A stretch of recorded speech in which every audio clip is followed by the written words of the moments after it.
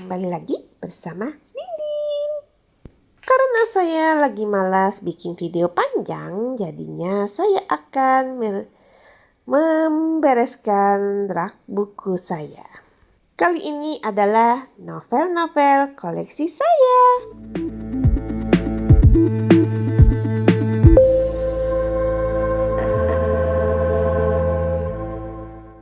Sebenarnya sih saya tidak punya lemari khusus untuk menyimpan novel-novel saya.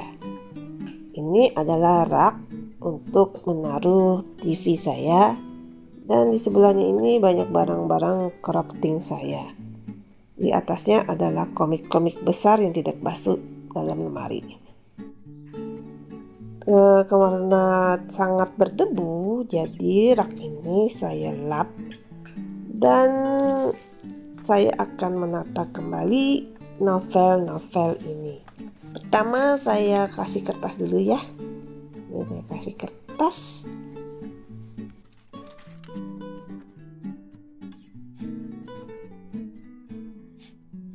Kemudian buku-buku tebal ini adalah buku manajemen papa saya yang sudah tidak terpakai. Jadi saya pakai buat untuk alas aja sih, supaya saya nanti natanya lebih tinggi lah, jadi gampang untuk dilihat. Karena ini saya akan buat jadi 2 tumpuk. Sekarang kita susun buku-bukunya, dan pertama-tama kita akan menyusun buku-buku yang sudah saya baca. Adalah catatan Ikkyo. Ini adalah buku biografi tentang sastrawan perempuan pertama di Jepang. Ceritanya sih cukup sedih karena di usianya yang sangat muda, si Ikkyo ini sudah meninggal dan karya-karyanya baru terkenal setelah ia meninggal. Kemudian The Wind Leading to Love. Ini adalah novel Jepang, ya romansa biasa sih, tapi ceritanya lumayan lah. Kemudian 3 buku Funitula. Nah, ini novelnya cukup bagus ya. Nomor 2-nya sukses membuat saya menangis. Nah, ini salah satu favorit saya, Kastel Terpencil di Balik Cermin. Novel ini bertema bullying di sekolah. Dan kastel yang mereka temukan dalam cermin ini adalah tempat pelarian mereka untuk menghindari pembulian. Summer Lemongrass. Ini cerita romansa remaja biasa sih, tapi ya lumayan menghibur sih ini ceritanya. Absolute Justice. Ini novel yang benar-benar bikin saya kesal sampai saya pengen lempar buku ini. Holy Mother. Ini novel yang cukup bikin saya terbengong-bengong di endingnya. Another Episode S. Ini adalah cerita spin-off dari novel Another. Real Face. Ini plot twistnya ya lumayan, walaupun tidak terlalu mengejutkan karena sudah saya tebak dari pertengahan cerita. Murder at Shinjuku. Tentang pembunuhan di sebuah villa yang sudah dikepung zombie-zombie. Ferris Wheel at Night. Tentang keluarga yang sepertinya baik-baik saja, tapi terjadi pembunuhan di dalamnya. Ben-Hur. Novel ini memakai latar belakang di masa Yesus hidup. Gunung Kelima. Waktu baca novel ini sih saya merasa ini seperti fanfiction cerita Nabi Elia. Summer in Seoul.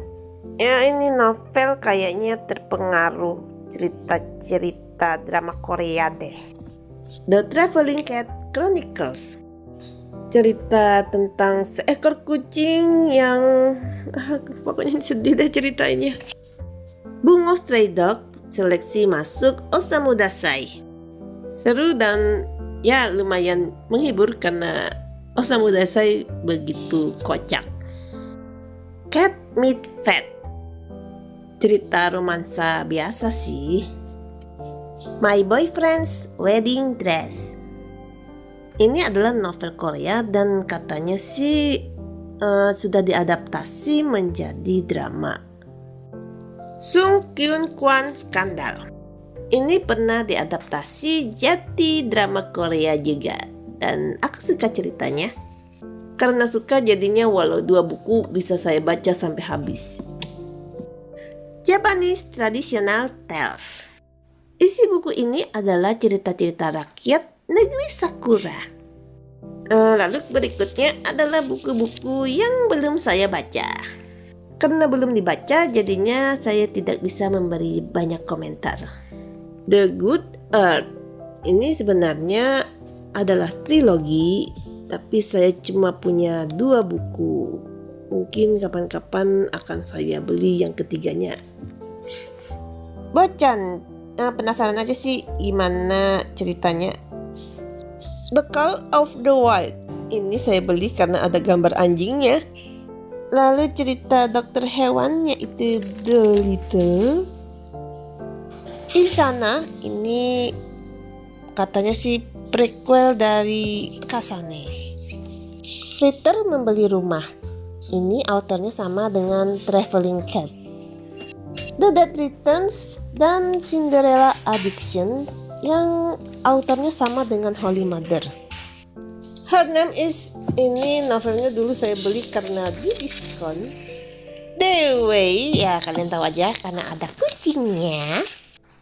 Matahari, ini juga novel diskonan. Chicken Soup for the Soul, ini bacaan ringan ya untuk santai aja. Ada 2 buku nih. Kemudian ini adalah kumpulan cerita-cerita terbaik Agatha Christie. Saya punya 3 bukunya dan lumayan tebal sih karena ada 3 cerita dalam 1 buku. Oh ya, buku-bukunya ini memakai hardcover.